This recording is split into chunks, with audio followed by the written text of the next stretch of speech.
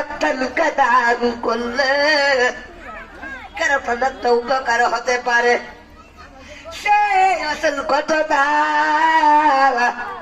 একটা গরিব রোজা রেখেছেন, স্ত্রীরা রোজা রেখেছেন, ছেলে মেয়েরাও রোজা রেখেছেন, ইফতারের কোনো আয়োজন নাই, কোনো টাকা পয়সা নাই।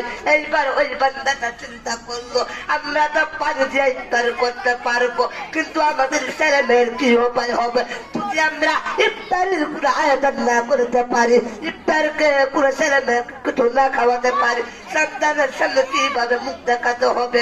ও যুবক, এই কথা চিন্তা করে একটা তার পাশে একটা বাড়ি ছিল বড় লোক, তার কাছে গেল, বলে ভাই আমি একটু গরিব, আমি রোজা রেখেছি, আমার স্ত্রী রোজা রেখেছে, ছেলে মেয়ে রোজা রেখেছে, কোনো টাকা পয়সা নাই, ইফতারের কোনো আয়োজন নাই, যদি কোনো টাকা দাও আমি আবার তোমাকে দিয়া দিব।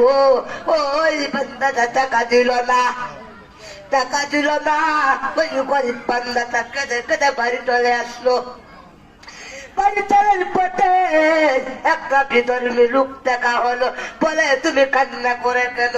এইবার ওই যুবকটা বলতে থাকে, ওই গরিব পান্নাটা বলতে থাকে, আমি রোজা রেখেছি, আমার স্ত্রী ছেলে মেয়ে রোজা রেখেছে, আমি গরিব, আমার ঘরে কোনো টাকা পয়সা নাই, ইফতারের কোনো আয়োজন নাই, আমি কিভাবে ইফতার করবো?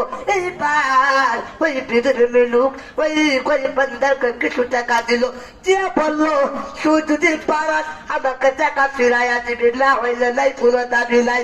বলেন সুবহানাল্লাহ।